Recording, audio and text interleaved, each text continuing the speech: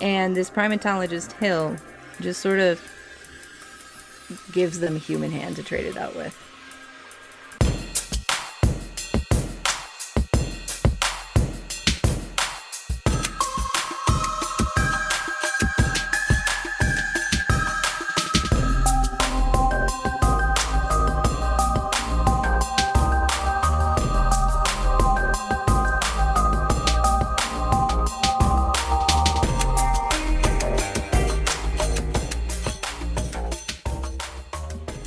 Hey everybody, and welcome to Monsters Lounge. I'm Jeni.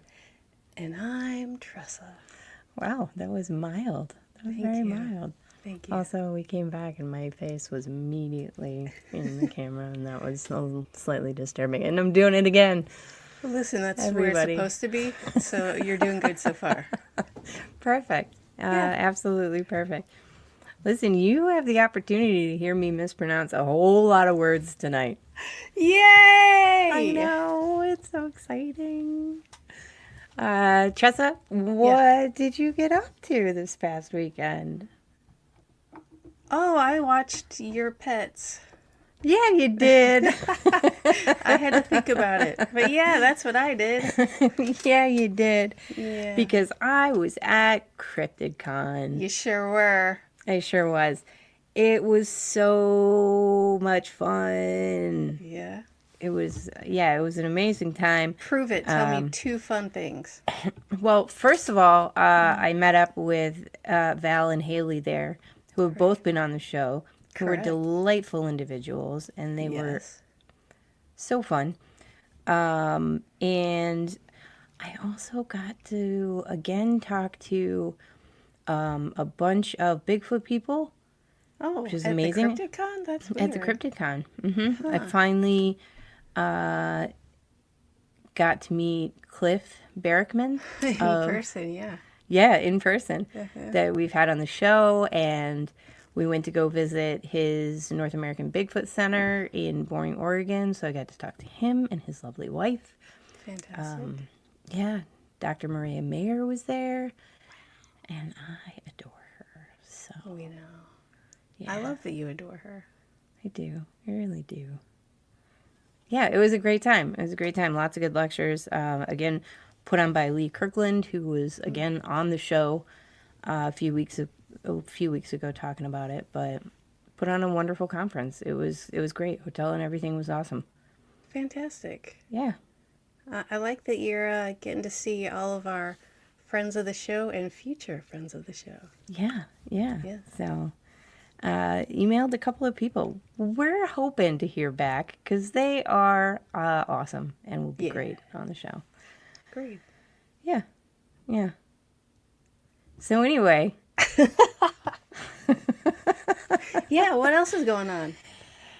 We have a heck of a show for you. A heck of a show. One heck of a show. The guest is just us, Tressa. Oh my God, my favorite two people. I know, mine too. It's delightful. Yeah. We're going to talk about Yeti and abominable snowman. Oh, this is going to be a fun one. Oh, this is going to be a good one. Oh, it's going to be so great. And we're going to talk about the weird tie-in with Jimmy Stewart. I know a lot of people know the story, but I'm shut also, up and enjoy it. Yeah, and I'm also surprised by how many people don't. Yes, me too. And also the actual people that don't know the story, if that made sense. Not just the amount of people, but the actual people that didn't know it. Like, you should know this story. Right, like we're not just asking random people in the grocery store. No, I am. Oh. I thought that's what you wanted me to. Is that why you can't go back to Jewel? Yeah, it is, actually. Okay. All right. We'll talk about that later. But yeah, we've talked to people in the paranormal field who are not aware of the story. And it's a good one. It's a really good one. But we'll get there. So first of all, what we're talking about is the Yeti. So the Yeti is typically around the Himalayan area, and that's usually where they're seen. That's where they're from. That's where all the folklore and whatnot exists. And they're actually the descriptions are that it's a lot smaller. Oh. Than the Bigfoot over here. You would think bigger just because it's a mountainous area. I don't know. I always assume animals in the mountains are massive. Right, and I didn't realize that there would be a difference in height. Yeah, there's there's a difference in height. I mean, it's still really big. It's around 6 feet tall. So, I mean, you'd be almost looking him in the eyeballs if you were just meeting one. Yeah. I just put out my hand like I'm shaking it. Right, if his eyeballs were like in his chest, yeah. Oh, you're shorter than I am. Okay, and he usually weighs between 200 and 400 pounds, which I'm guessing is a guess. I always love that when people, it's like a giant, like, guessing weight game with the cryptids. Like, you know. Well, they do that with animals, too. Like, this bear was at least blah, blah, blah. I'm like, how? How do you know? What? Know? I mean, I'm bad at guessing people's weight anyway. I would not do well running that carnival game. What do you like? What, 150? No, I'm about 500, but thank you. My answer is usually somewhere in between 120 and 200. Apparently, that's just where the numbers go. I would be the I remember worst when you witness. met me, you're like, what, 650, right? And I was like, I'm sorry, SAT. What are you talking about? Mm-hmm. Your weight, right? You're like, yeah. Yep, that's correct, Jenny. It's also weird that I insist on guessing people's weight when I meet them. It is so weird. I keep telling you, gotta not do that. People don't like it, no. Especially when you're that off. I'm really far off. Really? So who knows? I mean, witnesses say 200 and 400 pounds. I'd probably be like, it was a solid 1,000. He was definitely roided out. He's on something right now. He's totally muscly. Look at him. Look at that behavior. Mm-hmm. It's definitely also bipedal, and its appearance is more like an ape, I guess, than a man. I don't know if that means it has longer arms than traditionally the Bigfoot does. I don't know. It was a point of that. So. Large feet, obviously. Wait, more so than like North American Bigfoot? Yeti looks more ape-like than... Yeah. Okay. Yeah. So maybe it's just an ape. I mean... But even apes, they're like 400 pounds, aren't they? Like last time I saw one. Last time I saw one, it was a good 1,500.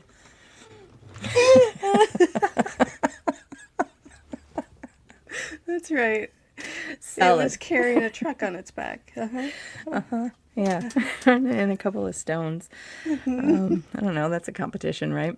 So it usually has like reddish gray hair. There was a lot more description of it because we think of kind of traditionally it being white, and there are reports of that where it's like kind of a dirty white color, but reddish brown. I was not guessing. No, I would assume it was like a straight up abominable. Whoa, see? Not so easy, is it? Boom. Touche. Don't worry. I have more to mess up. I'm very excited. So it goes around like, you know, a lot of these myths that can be traced back eons. It seems like a cautionary tale, right? Like, don't wander off into the woods, don't wander off into the mountains. This large hairy creature can get you. But that seemed to be more so the tales from the Sherpa, as opposed to anything else. Because strangely enough, the Buddhists seem to have adopted the significance of the Yeti from the Lepcha people, which were indigenous to the area of Tibet, and really regarded this thing as like a sort of a conduit to nature. All right. You know, like something that sort of walked in the world of man, sort of walked in the world of the spirits. Like an elemental? I mean, I didn't ask them, but I'm guessing that's roughly what it means if we would translate that today. I'm still a little unclear on what an elemental is, so you can disregard that. They seem to sometimes be, I get them mixed up too, and then I add in like pop culture sort of things, and I'm thinking like Ents from Lord of the Rings, or Fairies? maybe fairies, or maybe something from the World of Warcraft. I don't know, whatever. I maybe played it a little bit. It's fine. Okay. We need to move on from that. I need to move on from that. Okay. So the Buddhists sort of took on this idea that they weren't bad, right? That they weren't sort of predatory or aggressive creatures. More so, they were very spiritual and could actually is the correct word, help them. Like around the temples, they could be taught Buddhist practices. Yes. I don't even know what to ask for that. Like, what does that mean? Listen, apparently, and I love this because, like occasionally I'll dabble and read around about a little like Buddhist texts and whatnot, but I had no idea about this, which shows my absolute ignorance on it. So Tibetan Buddhism incorporated the Yeti into its mythology, seeing it as a non-human animal that could still follow Buddhist principles. And they have these creatures. They feel like there are creatures out there that are non-human but can still follow the Buddhist way. Okay. Yeah. Does that mean they think it has a soul as well? For as much as Buddhists sort of believe in like a soul. I'm not familiar, yeah. So. But at any rate, it can be a spiritual practice, right? Yeah. Or can participate in spiritual practices, which I thought was absolutely fascinating because, I mean, you kind of get that a little bit with like the indigenous like history here and like Bigfoot, but this seemed really leaned on. Really, that's fascinating. Mm-hmm. Like it's not just like sentient animal. It's like it goes beyond that, which yeah, it really, really does. And I'm a sucker for any religion that's like, let's get back with nature. Let's worship that, like all of the spiritual part of that. So yeah, the boundary between animal and human allowed for it to also practice the Buddhist way. So yeah, it could be a helper around temples. And in fact, our story later on comes from this idea that it would practice with the Buddhist monks and it would help out the monks in any way it could. But I'm not clear with what that means exactly, right? What are they like? I don't know. Painting bedrooms? Are they? They can meditate. They can help out around. They can help out around the temple. They can meditate. I can't even do that. That is unsurprising. Why? To everyone. What do you mean? What? What does that mean? Look at that rhino. It looks like it weighs 3,000 pounds. Wow! See? All right. But here's the story that you're really going to enjoy, because in folklore, it could also very easily be sort of a scary creature. Yeah. Okay. And this is a little bit of the stories from the Sherpa. So Atek was a herdsman who liked playing this sort of flute, right? Who doesn't? Yeah, Siamese flute. It has a melancholy sound to it. And one day, as he's out tending to the flock, it attracts a female Yeti. Was Now, it female a flock Yetis. of Yetis? No, because then it wouldn't make sense that it attracted one. I think it would make more sense that it attracted one. Female Yetis are considered to be more ferocious than male Yetis, who are known to be gentle giants. That's right. Sisters Now- done it for themselves. Now, the females were also quite large. And not only that, but they seem to have pendulous attachments. Yeah, love it. Trying not to get too excited because he told me not to because there's a surprise. And that was it. Yep, that's it. And you can go ahead and get excited because this next part is great. When they are chasing someone or running downhill, they necessitate them to be thrown over the shoulder. Stop it! So that they can run. I won't stop it. That's fantastic. I knew you'd like that. I do that too.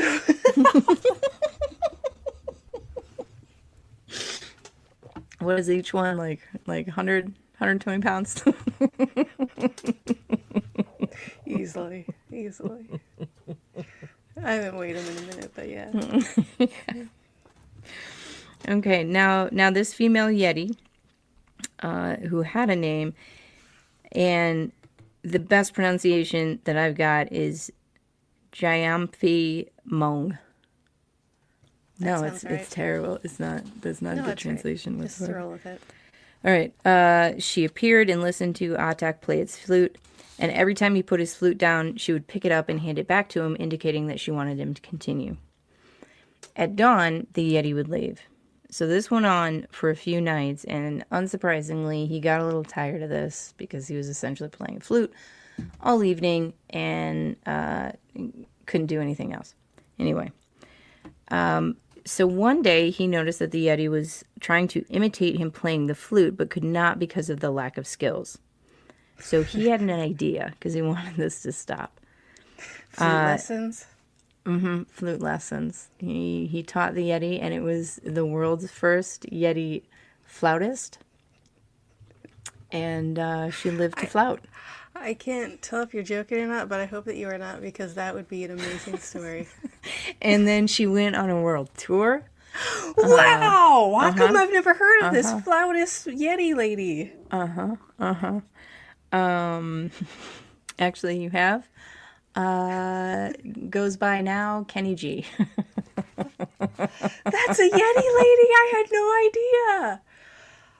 Apologies to Kenny G if he is currently listening. Apologies, nothing. I'm getting tickets tomorrow. What? Okay, so Atak, which I've mispronounced the entire. I haven't pronounced it the same throughout the entire story, by the way. Yeah. He got an idea because he wants this to stop, right? So one night he covered himself in butter. I also do that when I want to stop doing something. Yeah. I think you just do that on a regular basis. Something about it being young or good for the skin. Yeah. It's a little strange. So he would play the flute and in intervals massage himself with butter. Okay. The Yeti started to notice and started to imitate. So started to butter itself up as well. Oh, this is going. Then Atak pretended like he was like warming himself with like a stick from the fire with fire on it. So he just sort of pretended like, this is what we're doing now. So the Yeti then imitated this, set itself on fire, and jumped up and ran away, presumably downhill, because that's how we know they flip him over the shoulder. So some members of the Lepcha tribe believe that due to this incident, the Yetis live in inaccessible high areas, don't come down, and you were not allowed to play the flute at certain points of the day, mostly in early evening, so that you don't attract one back to you. I feel like this is a really good plan for getting rid of party guests and house guests that overstay their welcome. And I'm watching you, Jeni. Like, once you start putting butter on your body and trying to warm yourself with sticks, I know what you're up to. You've already told me the plan. So don't try it, okay? Don't. Don't. Okay. Okay. I would be disappointed that my plan had been sniffed out, except for I just have to wait a week and you'll forget about it. About what?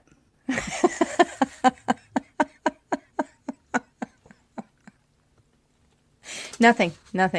Okay. Look at that rhino. It's like 15,000 Wow! pounds. I know. Yeah. Yeah, I know. So that is one of the folklore stories that perhaps these things were not necessarily as gentle. I feel like it was a bit excessive. Yeah, it seems a bit excessive. Like that really, I don't think a lot of things call for getting something to set itself on fire. I feel like that's like just wanted to rock out to the flute a little bit. Right. Listen, if you weren't playing your flute in the first place and just doing your job and watching the sheep, that's on you, bro. That is on you. You did all that. Problem. Yeah. Hey, let's hear some more stories right after this. Have you been feeling called to explore your intuitive gifts and deepen your spiritual practice? Then Pathways to Spirit was created for you. Sarah Lemos has been teaching Pathways to Spirit for over 16 years. And in that time, she's watched hundreds of students grow into their gifts with confidence and clarity. This isn't just about learning tools. It's about understanding how your energy works and how to use it with intention. Over 6 months, you'll learn about your own intuitive abilities and how they show up, along with many esoteric tools and practices to help explore your potential. But this course is about more than just learning. It's about embracing your sensitivity and living your best life. Register now at mediumsarahlemos.com while there's still space. It's time to uncover your gifts and abilities. Are you ready to join this extraordinary journey? I'm ready to see that lady again because she's great. All right. Is she going to be in Missouri? Do we know? I don't know. Of course, we're referencing the Missouri Paracon, which we are going to be at, and everybody else should be too, because it's going to be fun. They have a lot of good restaurants there. It's what I'm mostly. That's your takeaway, yeah. I'm a little hungry right now. Okay. What am I not? All right, so moving on, we start to get into sort of a little bit more modern. At some point, we're going to get a little bit more modern with like the Yeti sightings and whatnot. So, does that mean no more flutes? No more flutes. Oh, no more flutes. I know, it's very disappointing. Yeah.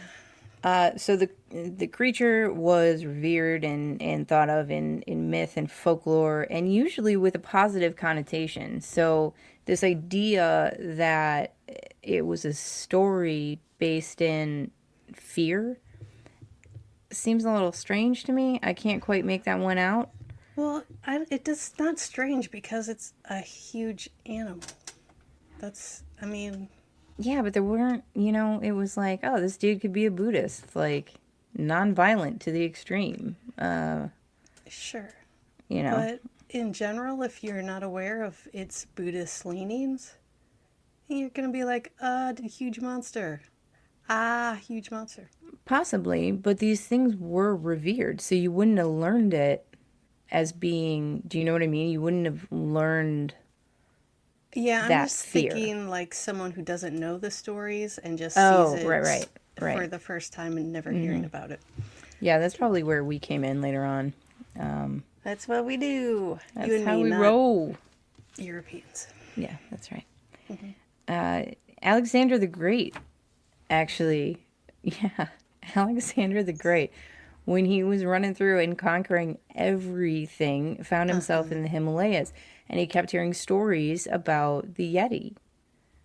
So he went out and looked for one, or had an expedition go out and look for one, and they came up empty.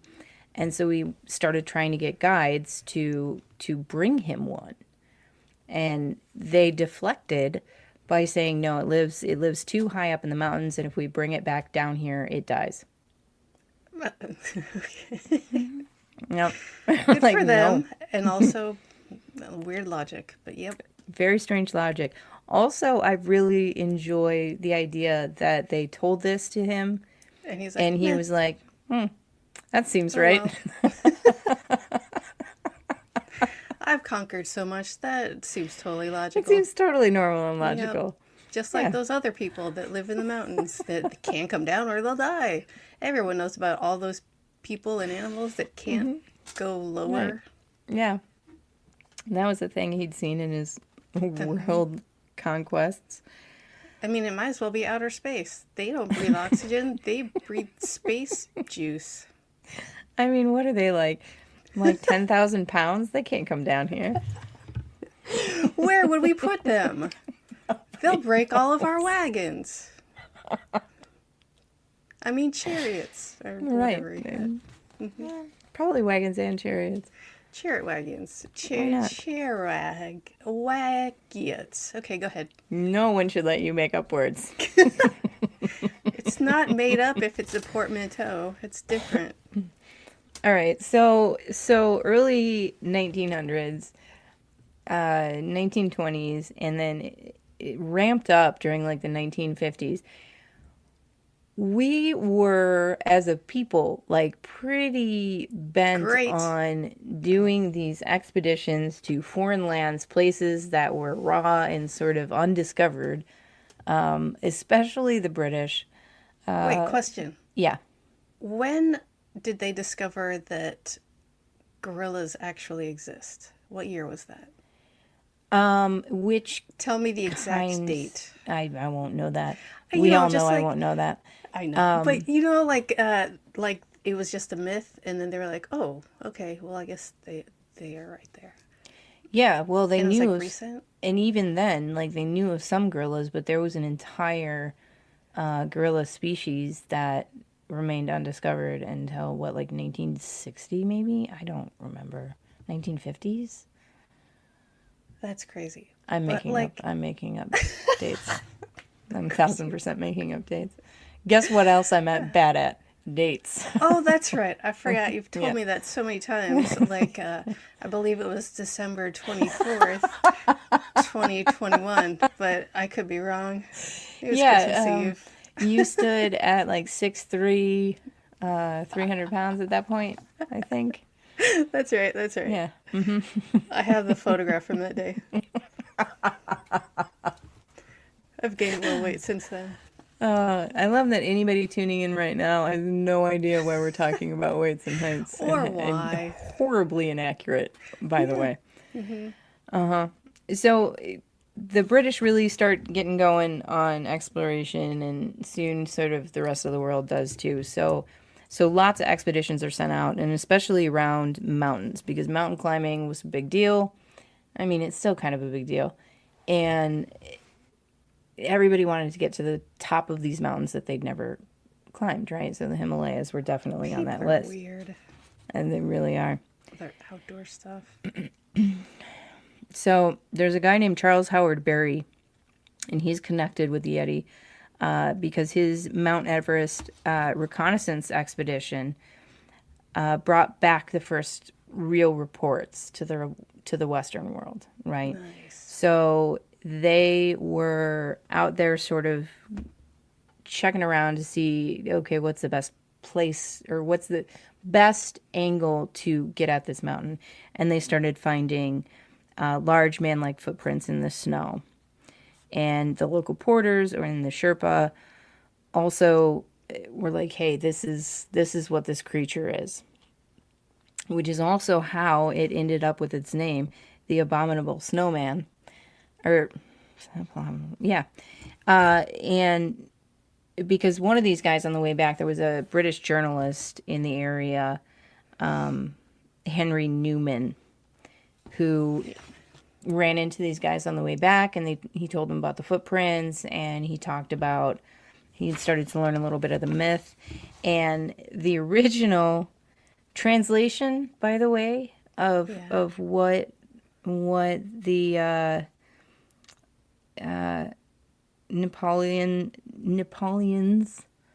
Nepalese, maybe? I don't know. Anyway, was Man, Bear, Snowman. It should have always been that. It should have always been that. I don't know why anybody changed it. Man, Bear, Snowman. I know, Man, Bear, Snowman. So they think it was either like a bad translation by him, or the fact that he just really wanted to sensationalize something. And absolutely, it's sensationalism, right? But yeah, why? But how is that more sensational than Man, Bear, Snowman? It's not. Man, Bear, Snowman is so much better. So fantastical. Yes. And what I will be referring to it as from here on out. Man, Bear, Snowman. Man, Bear, Snowman. Which I will talk to everyone about it. Just why did we not name this article? I mean, this episode, Man, Bear, Snowman. What are you doing, Jeni? You know, because I felt like if you're searching for something, Man, Bear, Snowman is not first on the list. I mean, correct me if I'm wrong, which I could be. It depends on what. I'm wrong a lot. I'm very wrong. 90% of the time. No comment. Okay, so now we get to some of the important events. 1951, English mountaineers Eric Shipton and Dr. Michael Ward were part of an expedition, again, to survey the possible routes to reach the summit of Everest. Led by Shipton, findings from this expedition would lead to the first successful recorded ascent of Mount Everest by Edmund Hillary. Edmund Hillary is kind of a big deal because he was one of the first people to go to the South Pole and the North Pole. He did, in fact, climb Everest. He was an Australian guy. He was an adventurer and just all around kind of cool dude, right? Was he a cool dude, or did he just do cool stuff? I don't know. Yeah, you're right. Maybe he just did cool stuff. I don't know. Okay. So the expedition interest sort of took a back seat during World War II. Why? We were at war, like everybody. There was a lot of people. I know. We'll talk about it later. I'll tell you about it. With like a nice cup of tea or something, because I feel like it's kind of a bummer story. So leaf water? No thanks. So anyway, this one became known also for this photo that Shipton ended up taking, which is this photo that I am about to pull up right now, where it is a footprint next to an ice pick, which is one of the only things that they had on hand, right? Yeah.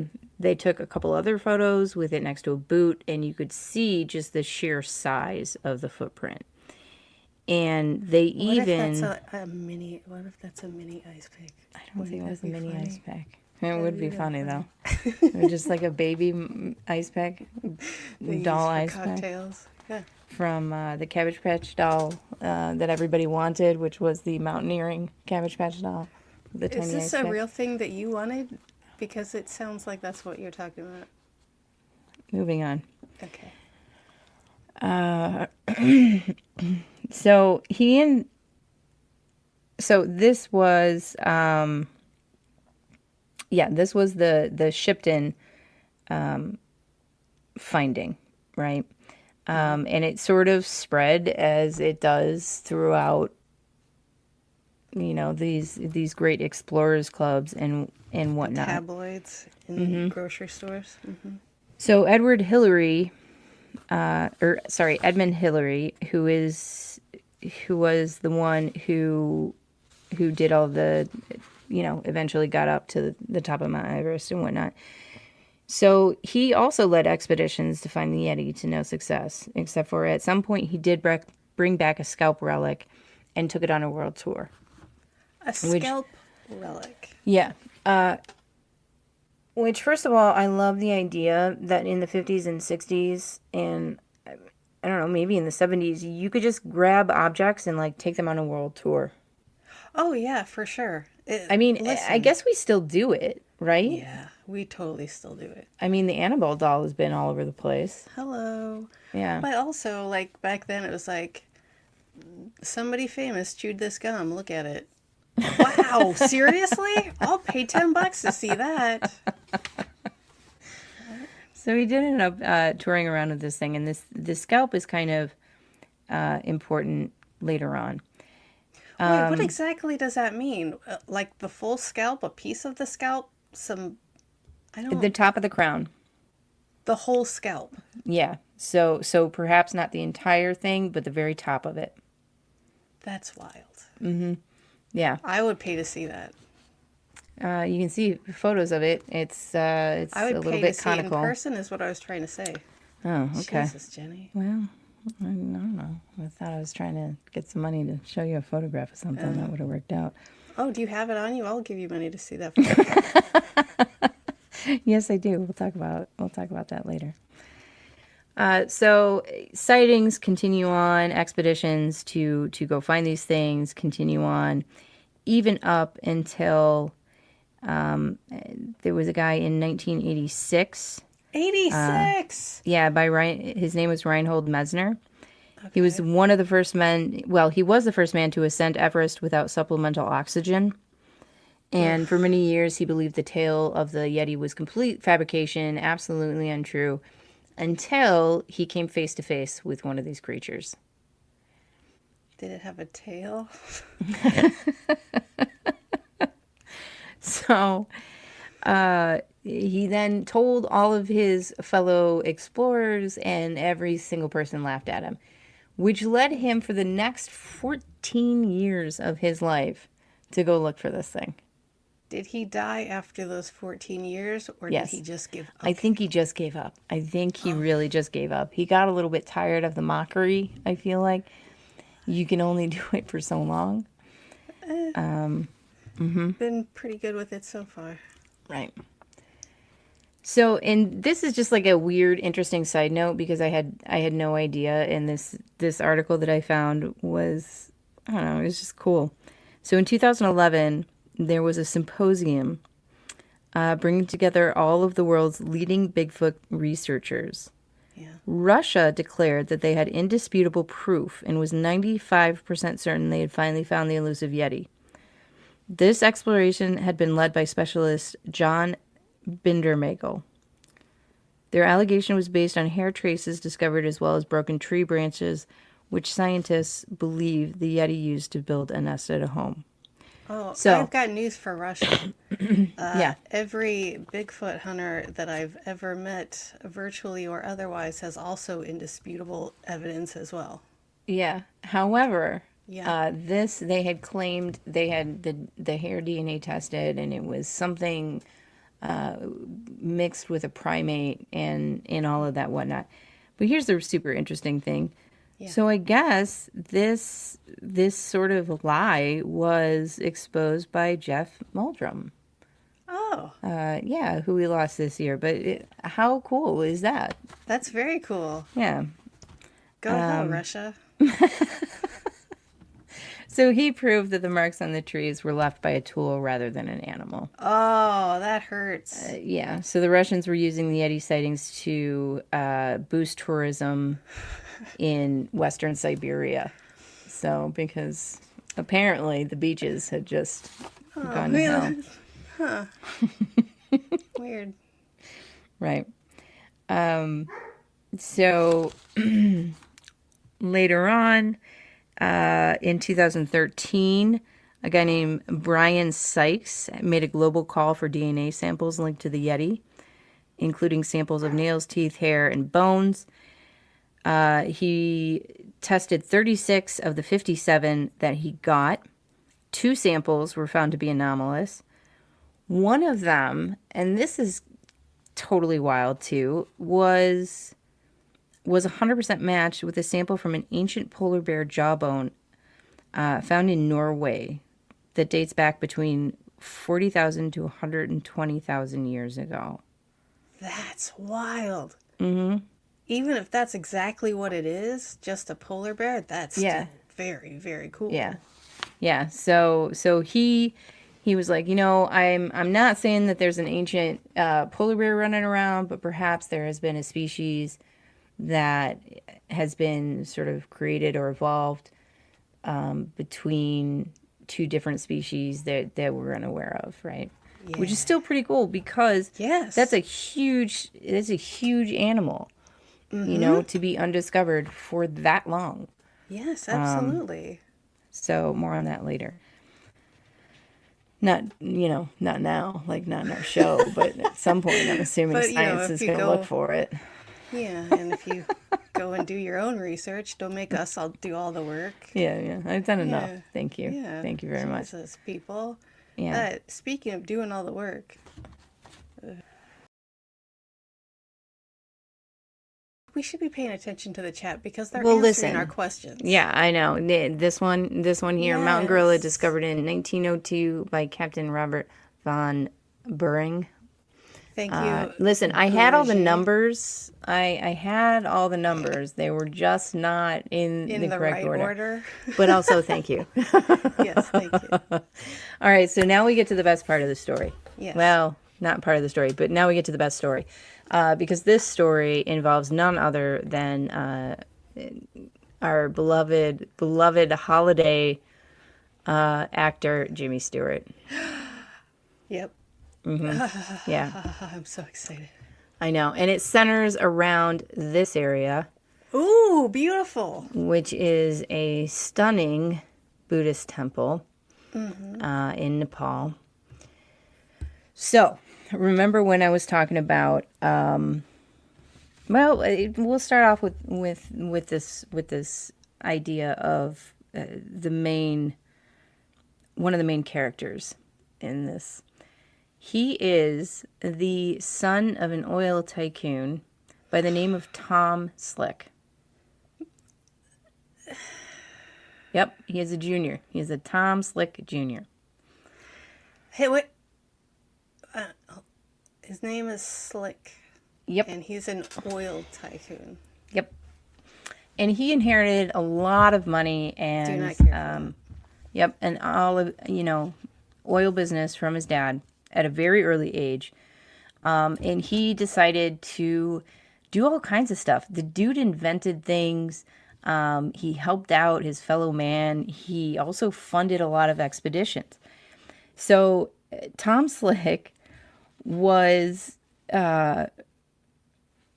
really interested to the cryptids. So all of these explorers would go across the world and they would bring back this folklore. Mm-hmm. So of course in this folklore there's a lot of cryptids. So everybody who's doing expeditions were like, let's go check it out. Let's go look for this thing. So he was really, really interested in Loch Ness, Yeti, Bigfoot. Also something which is fantastic. It's a giant salamander. The Trinity Alps giant salamander. So he was off to look for this thing too. And it lives in the Alps, I assume? Apparently so. I don't know what the Trinity Alps are. All right. So, and first, he heard about this Yeti, and he was like, "All right, I gotta check this thing out." So he planned a hunting trip because he was also a big game hunter. Of course. Now, because he's an oil tycoon. He did amend his ways later on, but in 1957, he takes his first trip, and it's going to be a hunting expedition, right? Sure. And he's going to go hunt Yeti. Unfortunately, the Tibetan government finds this out and says, no, I don't think you are. So the U.S. government stepped in and created a set of rules to follow if you were going to go searching for the Yeti. Wait, the American government did? Yes, they worked with the Tibetan government in order to come up with these rules. There's the official memo, but let me tell you what those rules are. So one, you had to buy a hunting permit. Okay. So this was about 5,000 rupees. So it was about $1,000 to go and look for Yeti. That's good. That's not yeah. even a punishment if you're rich. That's just like, here's Yeah. some pocket So lint. you had to pay the government of Nepal, right? 2, in case the Yeti is found, it can be photographed or caught alive, but it must not be killed except for an extreme danger, extreme moments of self-defense. Only time you can kill a Yeti. That's true of people Right. too. All photos taken or the creature itself, if captured alive or dead, must be surrendered to the government of Nepal at the earliest convenience. And number 3 was news and reports throwing light on the existence of the creature must be submitted to the government of Nepal and must not be shared with the world press. I like that. Right? So it wasn't bad. It wasn't terrible. No. It wasn't a terrible deal. Is that? But I love the fact that this rule exists simply because this dude wanted to go on a Yeti hunt. Yes. Yeah. I mean, I'm assuming it's also for every other expedition that was starting to happen, you know. Sure. But But yeah, he was so like, I'm going to go hunt this thing that nobody knows exists except Right. for the people that live there right. and bring it back. Yes, absolutely. Give Yeah, this and guy they're like, rules. right, and they're like, no, thank you, you won't be killing. And he was like, you know what? That's fine. I'm just really curious about this thing, if it exists or not. Also fair. Who's not? Right. So he goes. He is unsuccessful, but he plans more expeditions. So he hires an explorer named Peter Byrne. And Peter had a brother named Brian, and Brian was also along on the trip. So he was on the second expedition. So they had started hearing rumors about Yeti relics and where they were located, Yeah. which takes us to the story of how they know that these Yeti helped out around Buddhist temples, right? Yeah. So way back in the day, in the Pangbok Monastery, Lama Sengwa Dorje once walked into a cave to meditate. So they would kind of take these solo journeys. They would meditate. They would come back with answers. They would come back more centered, etc., etc. Yeah, meditation. Yeah. So during his stay, a Yeti had seen him, saw what he was doing, revered him, and started bringing him food, water, and fuel, and eventually became his Buddhist disciple. Aww. So he taught him all the Buddhist ways. He taught him how to meditate. He taught him all these things. So they had a very close bond. That's right? Nice, yeah. Well, this monk, who was in fact a lama and one of the saints, came back. He left. He came back, and the Yeti had passed. Unfortunately, the Yeti had died. So as we all do with religious passings or passings of religious individuals, we like to grab a relic or two. Pretty much every religion has this. Sometimes they're bones, sometimes, and in this case, it was the hand and the scalp of the Yeti. So he brings them back to the monastery. The scalp goes to another monastery, which later on becomes the one that Edmund Hillary travels the world with. That's where the scalp came from. Why not just grab some pals and be like, hey, let's bring our friend back to the monastery and give it a burial, or even like do like with, I don't know, put in a glass coffin or something. I don't know, but like that seems like desecration. It is, but it isn't. They didn't really hold that much importance in the actual body, so it didn't quite matter. And these things would bring good luck, or they would bring fertility. They would bring some sort of bonus, some sort of benefit back to the monastery and the area surrounding it. So it was, in fact, a way of honoring whomever had passed to bring it back. I mean, Catholics do the same thing, right? Like they grab like bones of saints and whatnot and like stick them in the altars. That may or may not be a generalization, but I don't think that makes it better. I don't think Catholics are better for doing that too. Listen, but also the story is really cool. So listen. Apologies. It's What just it weird to me. is a practice. It doesn't matter if you think it's weird or not. It's a practice. They Yes, like it. They dig it. It works for them. Okay. So the hand comes back to the monastery. Meanwhile, Peter Byrne has gotten wind of this. So he talks to Tom Slick and he's like, "Do you want me to get this hand?" And he's like, "Yes, I do." Wait, one more question. Yeah. This story about this Yeti that had its body parts taken. When was this supposed to happen? Around the same time, or is it just a legend? It was a legend that was passed down. Okay, continue. Yeah, so the relic was just housed in the monastery at this point. Got it. And Peter Byrne was like, "Hey, can I have this thing?" And the llamas were like, "No. No. You can't actually take this." It's for an oil tycoon. What are you talking about? He was like, "But we really want it." And they were like, "Still, hard no." Okay, but can I see Hard it no. by myself? I just want to look at it by Right. myself. And they were like, maybe take off. So he ended up coming back. They both and they show him the hand. So it's a large, crusty, oily, blackened hand with curled fingers and long fingernails. Sounds like And it's somebody sort of put hated in that this- hand. Right? It's just crusty sort of and put in oily this- and gross and disgusting. Settle down. So he goes back and they had found a primatologist, Dr. Osmond Hill. And they were like, "Hey, if we manage to get this thing back, can you identify it for us?" And he was like, "I bet I can. I bet I can. So please go get it." And they came up with this plan to swap out this hand. So they go to lunch and they're planning out this swap out. And Indiana Jones style with a bag of sand. Exactly. And this primatologist Hill just sort of gives them a human hand to trade it out with. Just comes up with it. Nobody asks any questions. They're like, "Thanks for the hand." Back to Nepal we go. What year is this? This was about their last expedition was about like 1959, so I'm guessing this is 1958. So it's not even like Wild West times. It's just No, like no. He like full on drove his mid-century car. modern. Yeah.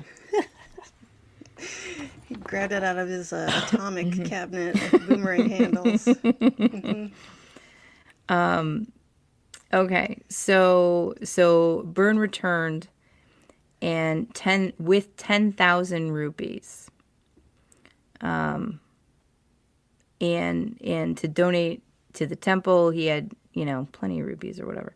Anyway, so I think earlier when I said $1,000 was, I don't think it was that. I think it was more like $200 or $500. Anyway, just a brief correction there.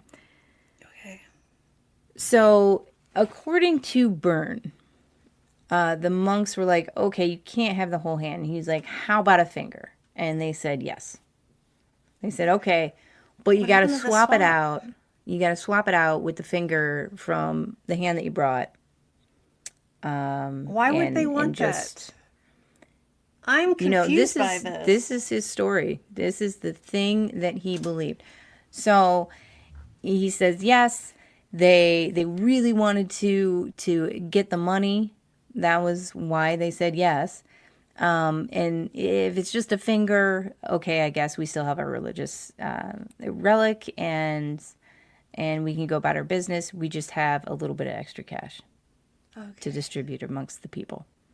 I mean, well, I get it. People, desperate times, it's true. Desperate measures, etc. Yeah. You cannot tell me that you would not sell something if someone was like, "Here's a lot of money." That's how sales usually go. Yeah, but, like something that was important to you is my point. Well, I guess it depends on how much money. I don't. Okay. We're a little unclear on the money I'm here, not 'cause quite you keep sure why changing you're the numbers, arguing but with the story because it happened already. Like, this I'm isn't not a arguing with the story. decision. I'm arguing with the rationale of the people in the story. Right. You got a bunch of starving people. You got a bunch of hungry people. It's a lot of money Yes. for the village. I get that. There you go. So this is the story. Another story is that he, in fact, got the monks drunk, left the money, switched out the finger, and off he went.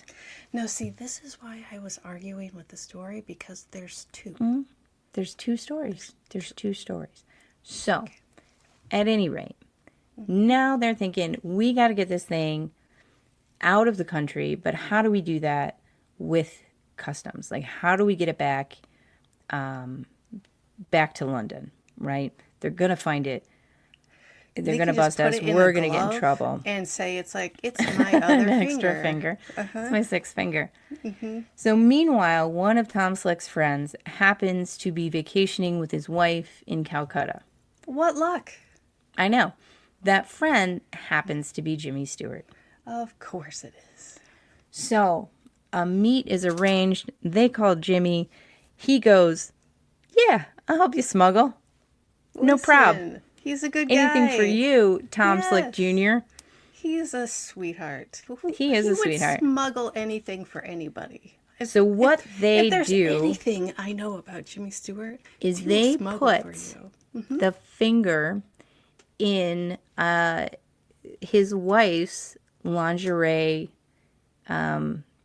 suitcase, right? So they would have like a smaller suitcase for their underthings, and so they stuck it in there. Yes, Tressa. There is a question in the background. Yes. She had a whole suitcase just for her lingerie? Yeah, it was like smaller than everything else, but yeah. For her underthings, so it probably included nightgowns and things like that, unmentionables, things that people weren't really privy to, right? Gross. Also, rich people, am I right? Continue. All right. So they stick it in there, and it works. They get it all the way back to London. Because customs like lady things, disgusting. No, thank you. Well, exactly. That's exactly what happened. And they thought, first of all, like nobody's going to search like Jimmy Stewart's stuff, right? Yeah, because it's Jimmy friggin' Stewart. Yeah, it's Jimmy Stewart. It's like our, Tom Hanks? Know. Yeah, 1,000%. So they get it back to London. They're all excited. They get to the hotel. They open up the suitcases, and boom, the lingerie case is missing.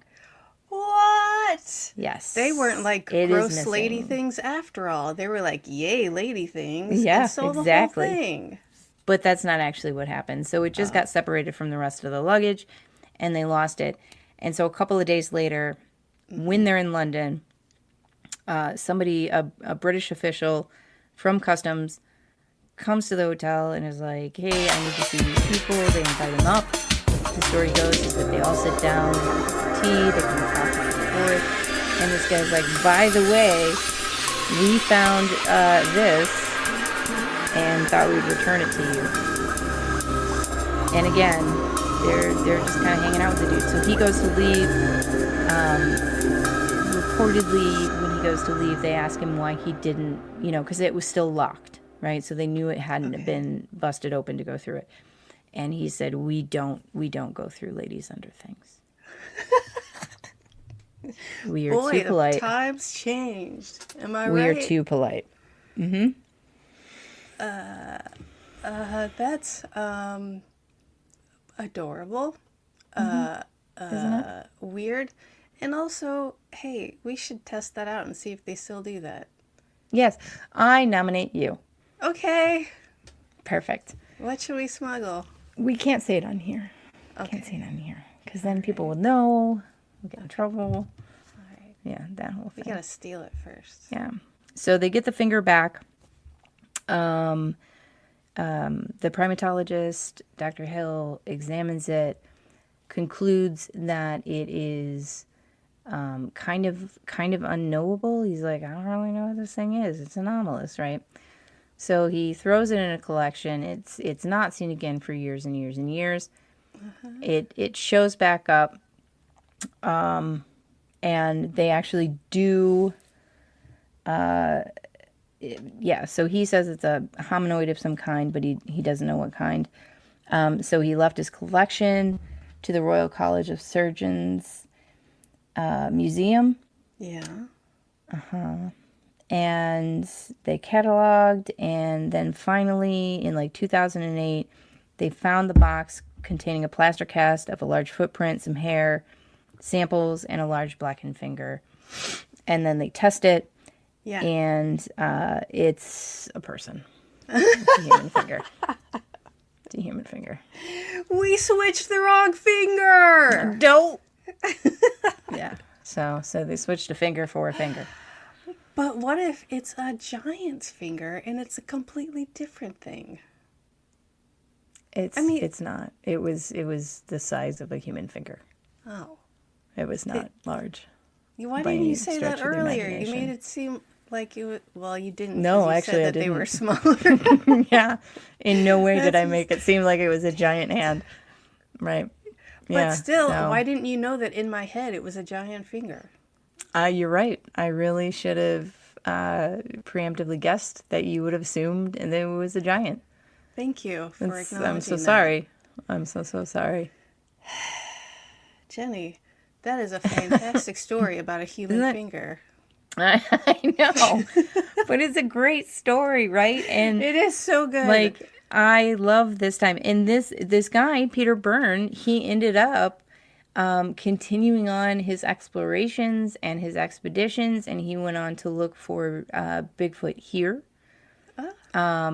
Yeah, like he knew a lot of various explorers. I think, why can't I ever remember his name? Is it Moorhead? Yeah, Ron Moorhead, who did all of the Sierra calls. Yeah. Like met him, like worked with him, like so he really kind of dug into it, right? Nice. He was like, got foiled by the Yeti, but surely this other guy's real. But what if it was the monks who were like, Naughty, just give him that other thing, he won't know.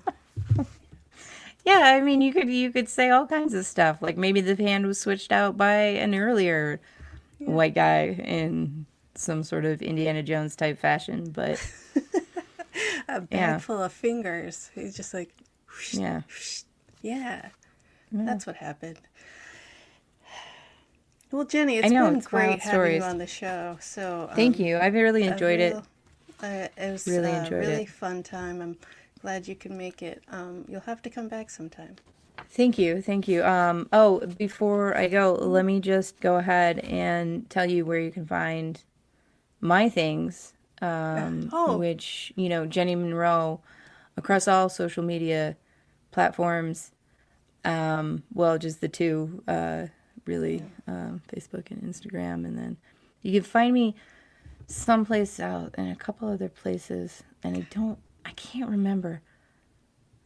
You did that on Berg's podcast too. We're trying to promote the podcast, and I didn't mention any of my stuff, and you were like, and also you can find me. I was like, why didn't I think of that? Well, I was trying to segue into what, the Monsters Lounge stuff, but, rate us or whatever. It's pretty cool. It's great. We appreciate it. Everybody else! Hey, go check out our website, monstersloungepodcast.com. You can find merch. You can find our episodes, past episodes, future episodes when you're in the future, not right now.